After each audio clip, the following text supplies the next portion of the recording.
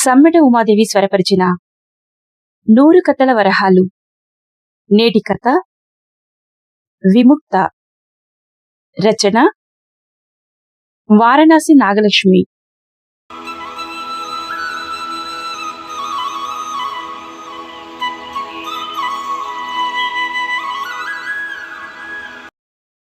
మామగారు, ఇక నేను బ్రతకడం వృధా అంటూ ఒక్కసారిగా ఆవిని పట్టుకుని వలవలా ఏడ్చేశాను.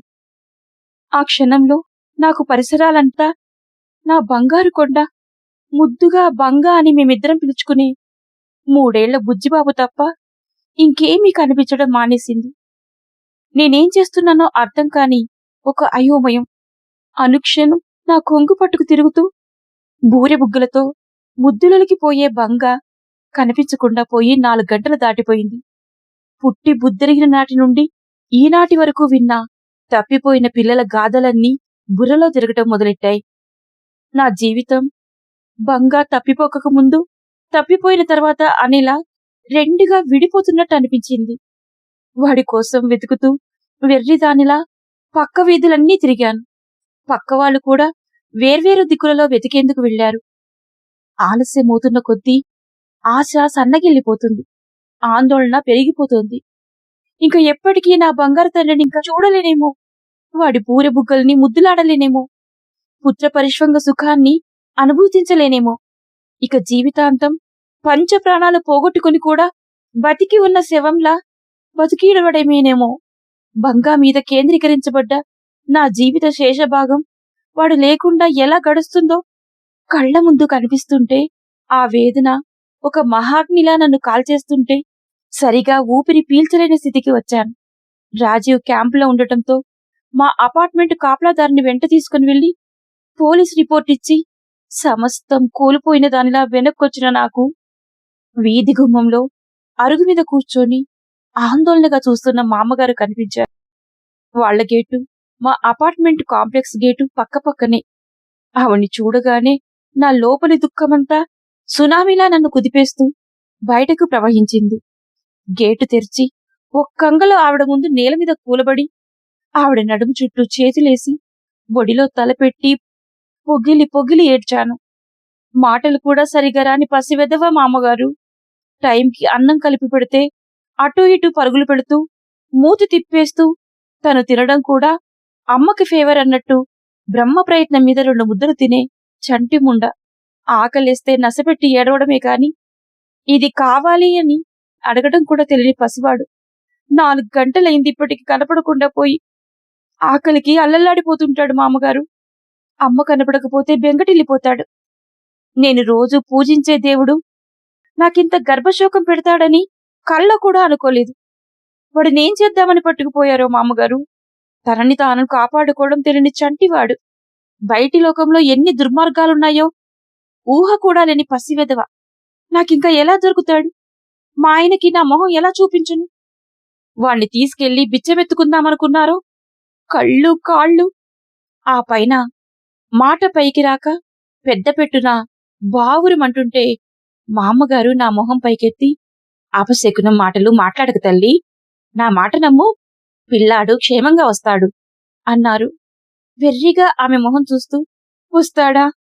నా బంగా క్షేమంగా వచ్చేస్తాడా అన్నాను కడుపులో నుంచి దుఃఖ కెరటాలు ఎగిసిపడుతుంటే. వస్తాడమ్మా, మా రాజా రాలేదు, అలాగే వస్తాడు అన్నారు. రాజా అంటే మామగారబ్బాయి డాక్టర్ రాజారావు గారు. వాడప్పుడు 3 ఏళ్ల పిల్లాడమ్మా. మా ఆడపడుచు ఏలూరు నుంచి వచ్చింది.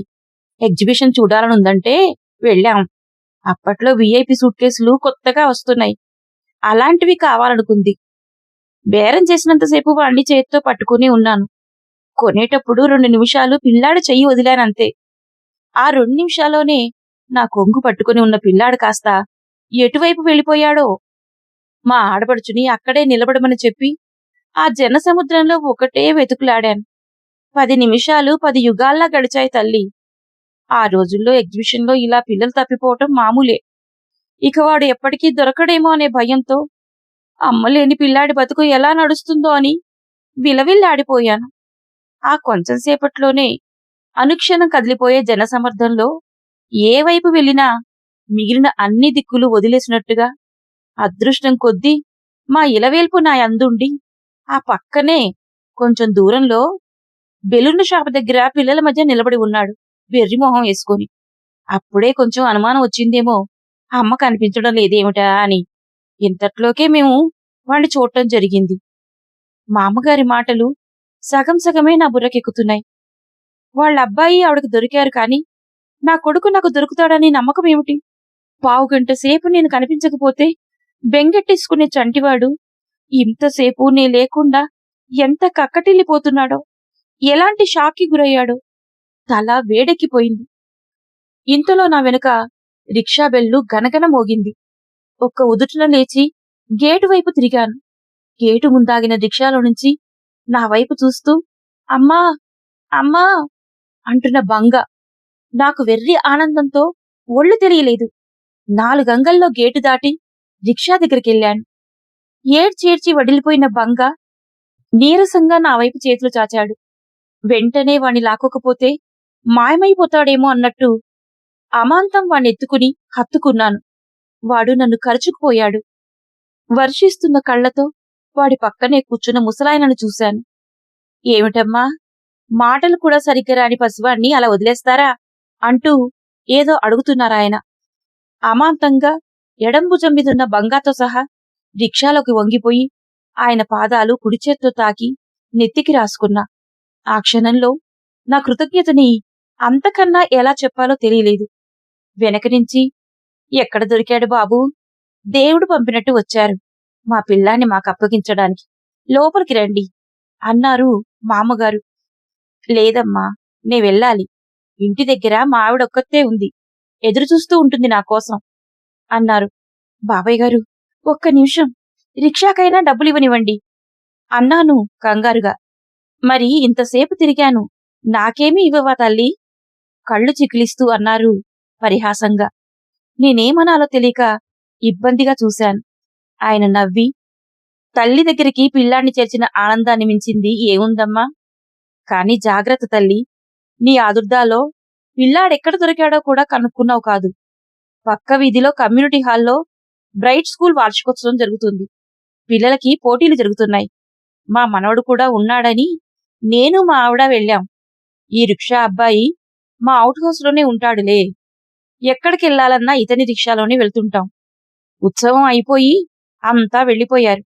మా అమ్మాయి వాళ్ళని పంపించి నేను మా ఆవిడ కూడా వెళ్లబోతుంటే వీడు ఏడుస్తూ కనిపించాడు. ఈ పసివాడు ఎవరి తాలూకు అని అక్కడున్న వాళ్ళనెవ్వరనడిగినా తెలీదన్నారు.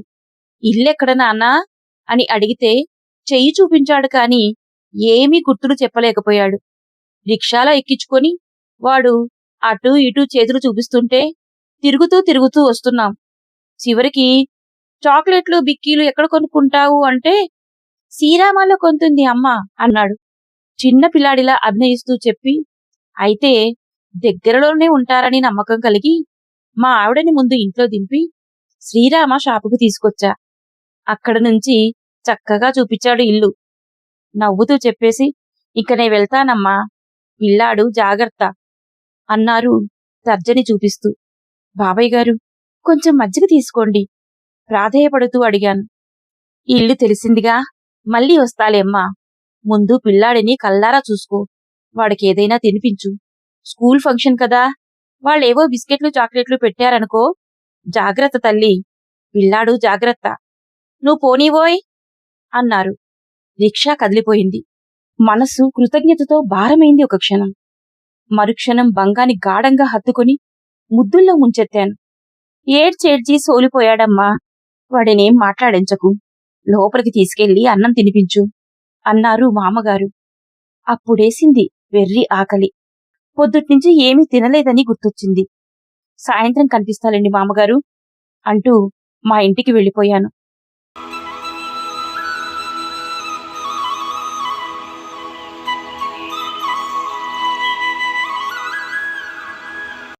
అలా నాకే అతుక్కుపోయిన పిల్లాడితో రోజంతా ఇల్లు కదలాలనిపించలేదు.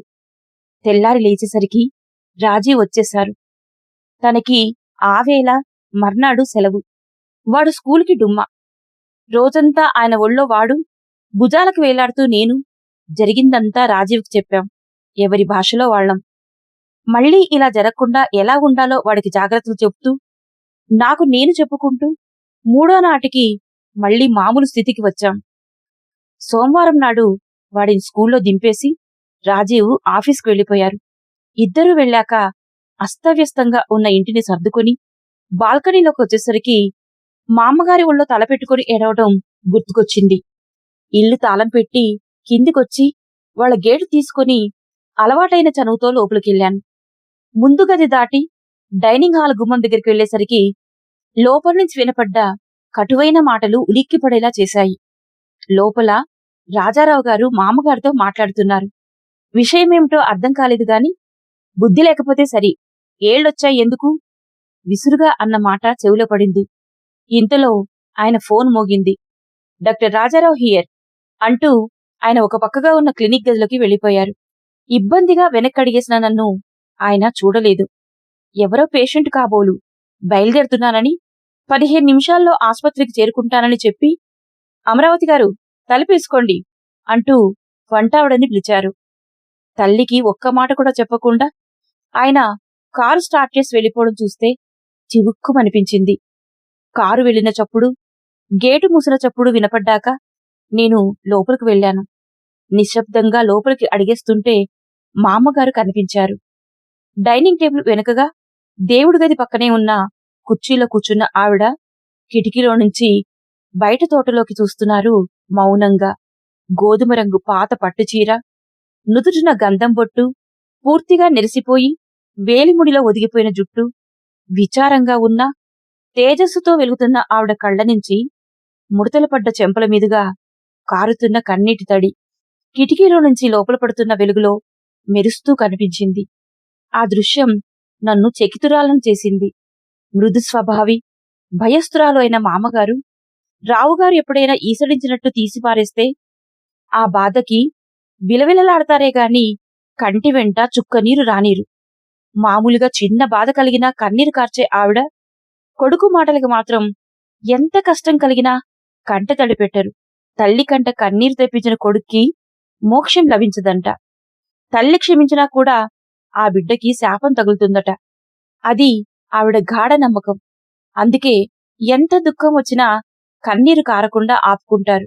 ఆవిడ ఈ విషయం చెప్పగానే కొడుకు మీద ఎంత ప్రేమ ఈవిడకి అని ఆశ్చర్యం కలిగింది.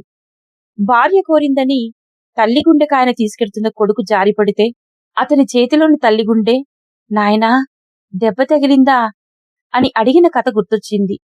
ఆవిడ మాటలు విన్నప్పుడు బంగా కూడా పెద్దయ్యాక ఇలాగే ఉంటాడా అని సందేహం, బెంగా కలిగాయి.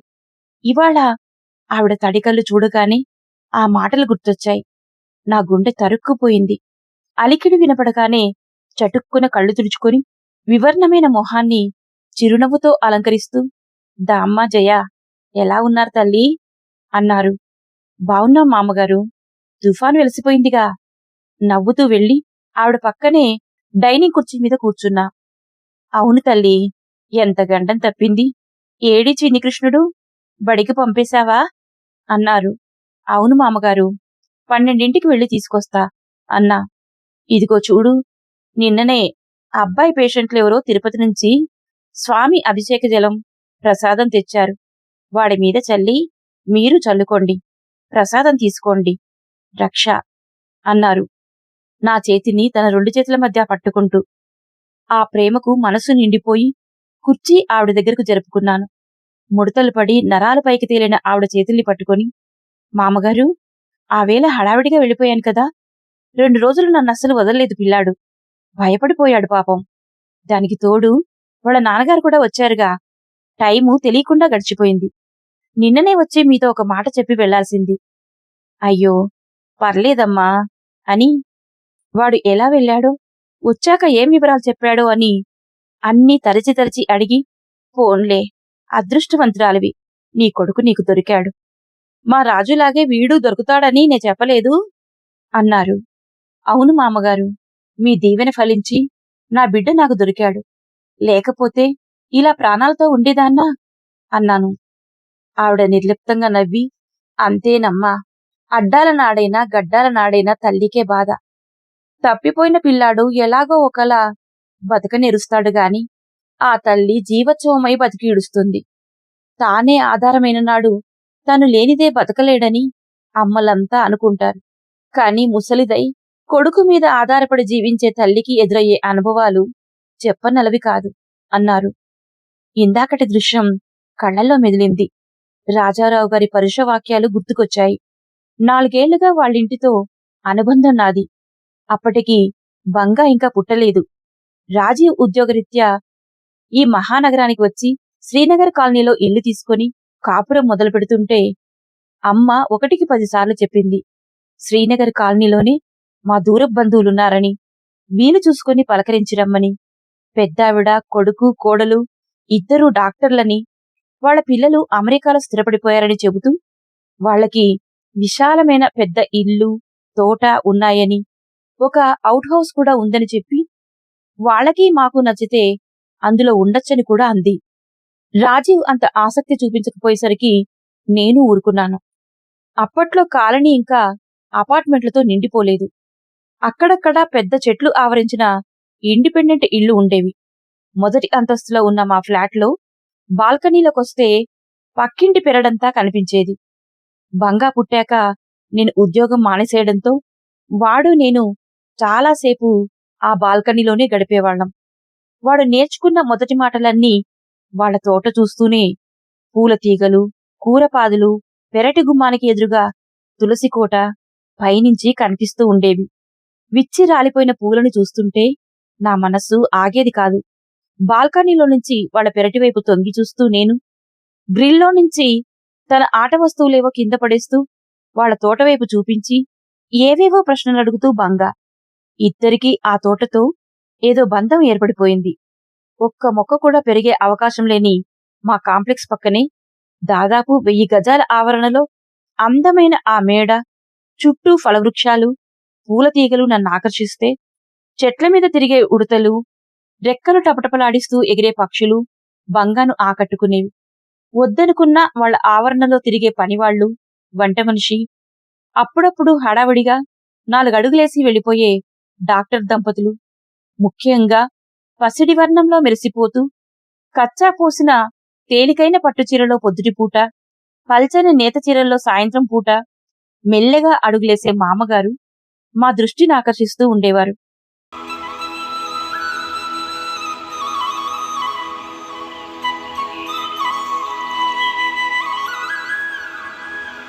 ఒకరోజు మామగారు తులసికోట దగ్గర పడిపోవడం చూసి వంటింట్లో ఉన్న నా దగ్గరికి పరిగెత్తుకొచ్చాడు బంగా.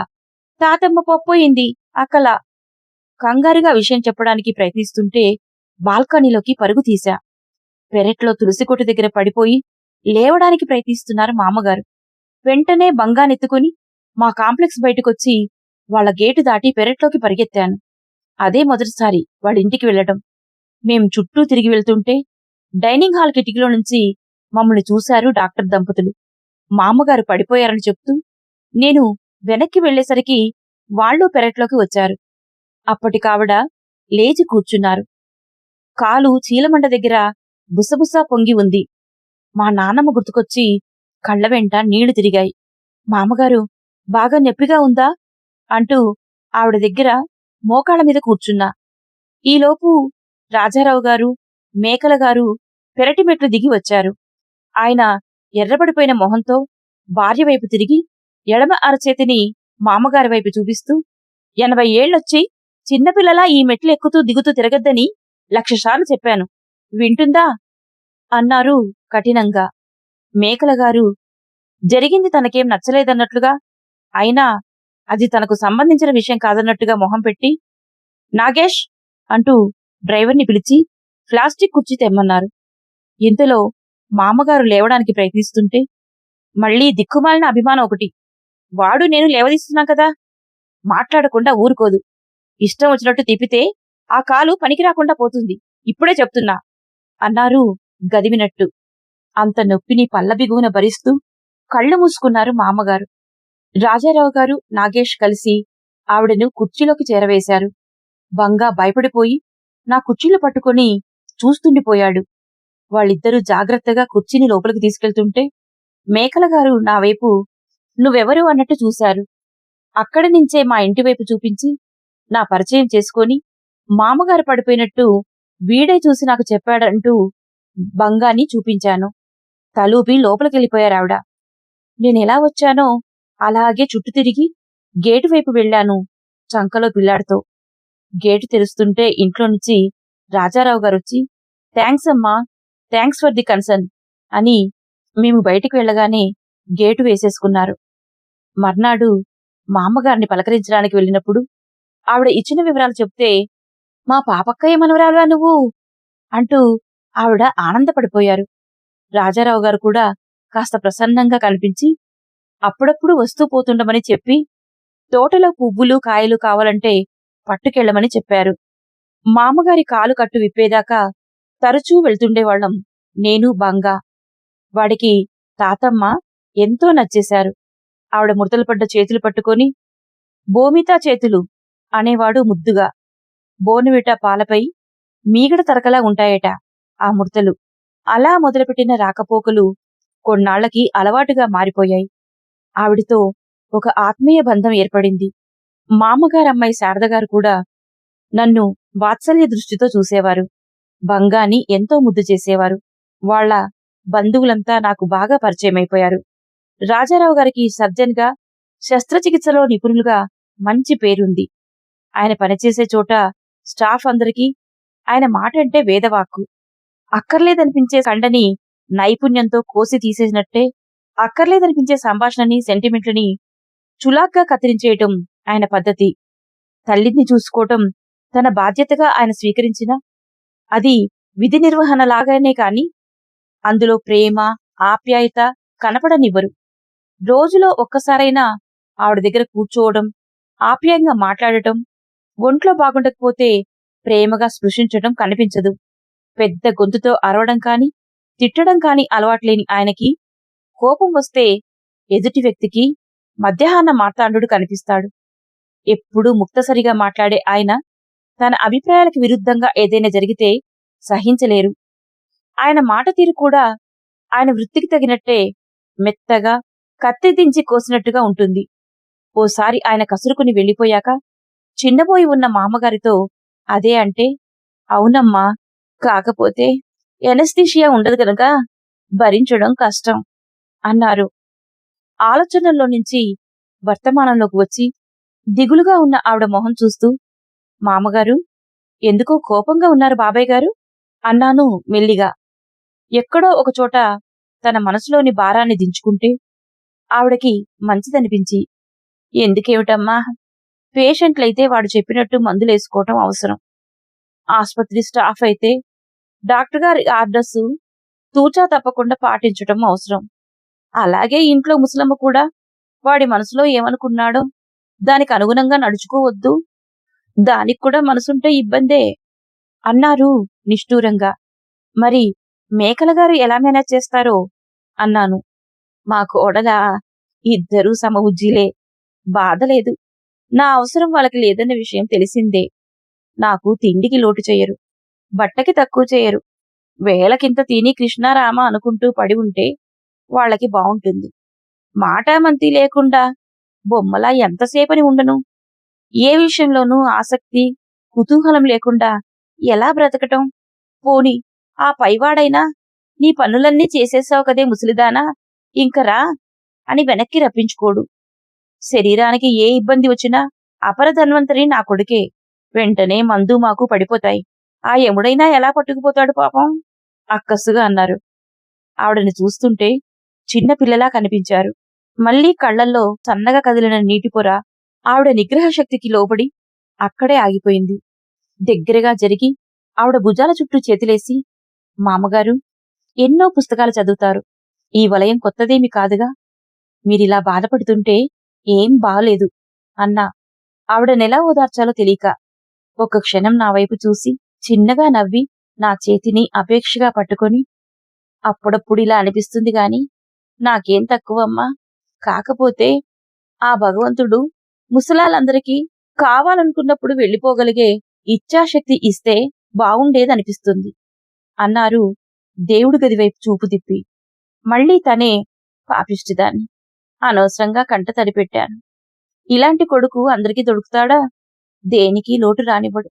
నెత్తిమీద పెట్టుకుని చూసుకుంటాడు నా తండ్రి అన్నారు. ఇంతలో 11:30 అయిందని చెబుతూ గోడ గడియారం గంట కొట్టింది. బంగాన్ని తీసుకురావడానికి స్కూలుకు బయలుదేరాను.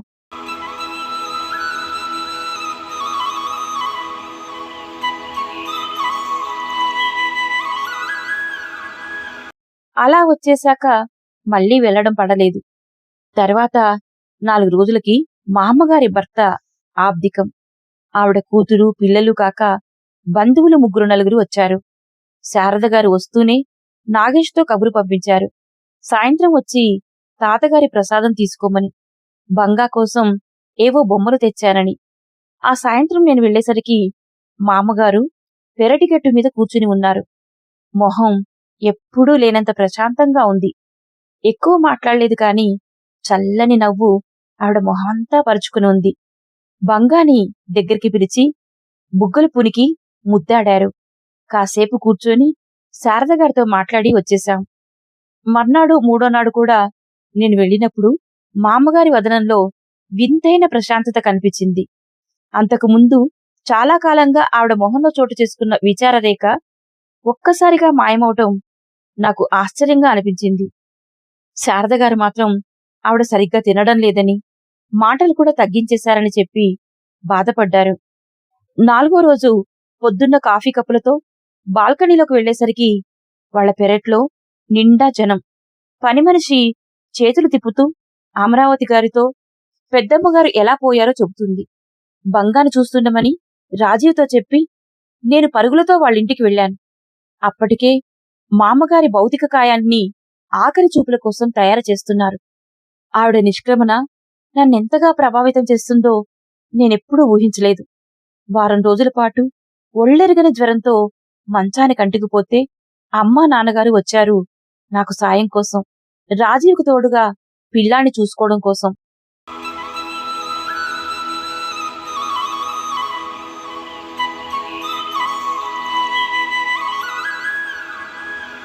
పన్నెండో రోజుకి కాస్త తేరుకున్నాను కదా అని వైకుంఠ సమారాధనకు వెళ్తుంటే అమ్మా నాన్నగారు మా వెంట వచ్చారు. మామగారి అందమైన ఫోటో ఒకటి టేబుల్ మీద పెట్టి మల్లెపూల మాలతో గులాబీ విడిపూలతో అలంకరించారు. సన్నని అగరధూపం ఆవిడ చుట్టూ మెలికలు తిరుగుతూ వందనం చేస్తోంది. పిండి వంటల వాసనలు, వచ్చిన బంధుమిత్రుల సరదా సంభాషణలు, నవ్వులు, అక్కడంతా పండగ వాతావరణం కనిపించింది.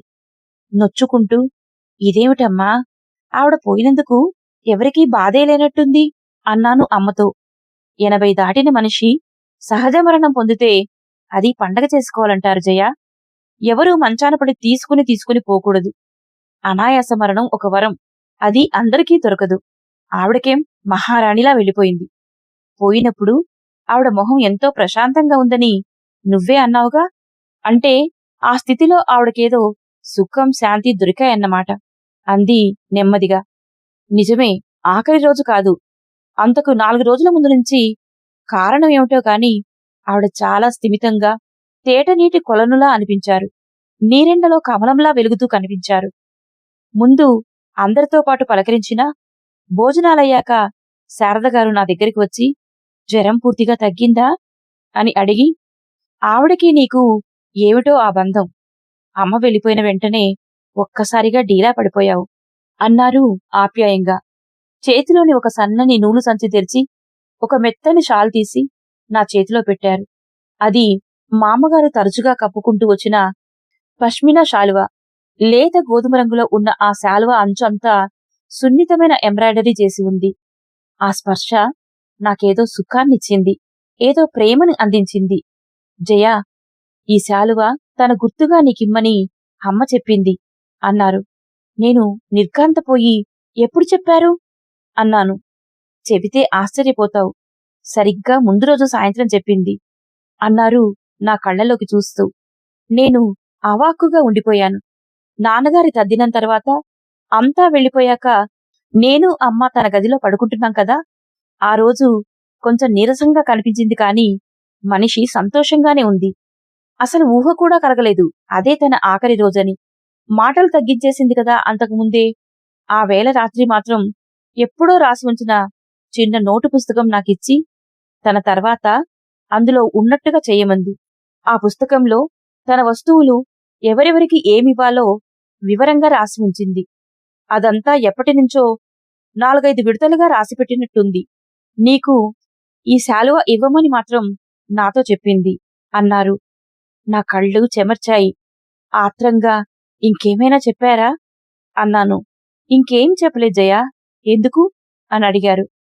ఒక్కసారి ఆ పుస్తకం నేను చూడొచ్చా అన్నాను అభ్యర్థిస్తూ.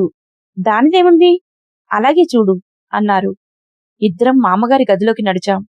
ఆవిడ మనోభావాలకు గుర్తుగా మిగిలిపోయిన ఆ విలువైన పుస్తకం ఆ గదిలో చిన్న పుస్తకాల అలమారలో మిగిలిన పుస్తకాలతో పాటు ఉంది.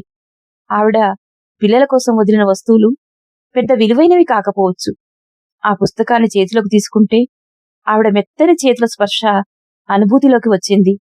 అందులో పేజీలు గబగబా తిరిగేస్తుంటే ఎప్పటినుంచో ఆవిడ రాసుకున్న పాటలు, పద్యాలు, ఏవో అంత ప్రాముఖ్యత లేని విషయాలు రకరకాల ఇంకులతో కనిపించాయి. ఒకచోట కొత్త ఇంకుతో రాసిన వాక్యాలు వీటిలో కలిసిపోయి ఉన్నాయి. అవే అవే నేను వెతుక్కున్న వాక్యాలు. నా సందేహానికి జవాబిస్తున్నట్టుగా కనపడ్డాయి. వాడేమి పసివాడా, అమ్మ కనపడకపోతే బెంగపడటానికి? వాడి గురించి నాకింత వ్యాకులత అవసరమా? బంగా వయసులో అయితే వదిలి వెళ్లరాదు. ఎప్పుడైతే తల్లి కోసం పిల్లవాడు బెంగపడడని ఖరారుగా తెలుస్తుందో అప్పుడు ఆ తల్లి తన బిడ్డను తన పాశం నుంచే విముక్తుడిని చెయ్యాలి. అతడినే పట్టుకుని వేలాడుతూ వెనక్కి లాగరాదు. నేను పోతే ఇతడెట్లా బతుకుతాడు అనేంతగా ఒక ఎదిగిన బిడ్డ తల్లి పట్ల ప్రేమ కలిగి ఉంటే అది ఆ తల్లి ఇహపరాలకు మంచిది కాదు. సంతానం తల్లి పట్ల అపరిమితమైన ప్రేమ కలిగి ఉంటే ఇక ఆ తల్లి ముక్తిని పొందేదెలా? మామగారి చేతిరాతలో ఆవిడ రాసేటప్పుడు ఉపయోగించే భాషలో ఆ వాక్యాలు చదవగానే నా శరీరంలో ఒక మెరుపుతీగ సర్రుమని పాకినట్టు ఒళ్ళు జలధరించింది. ఆవిడ తనని తాను జయించి కొడుకు పట్ల డిటాచ్మెంట్ కోసం ప్రయత్నించి రాజారావు గారిని బంధవిముక్తుని చేశారన్నమాట. ఆ ఊహ నన్ను విభ్రాంతికి గురిచేసింది. అంతసేపు వాడిని వదిలేసినందుకు అలుగుతూ బంగా మా దగ్గరికి పరిగెత్తుకొచ్చాడు. నా కుచ్చిళ్ళు పట్టుకు రాగుతూ అమ్మద్దా ఎంతసేపు అంటూ మారా మొదలుపెట్టాడు. మామగారిచిన శాలువ భుజం మీద వేసుకుని బంగానెత్తుకుని మౌనంగా కదిలాను.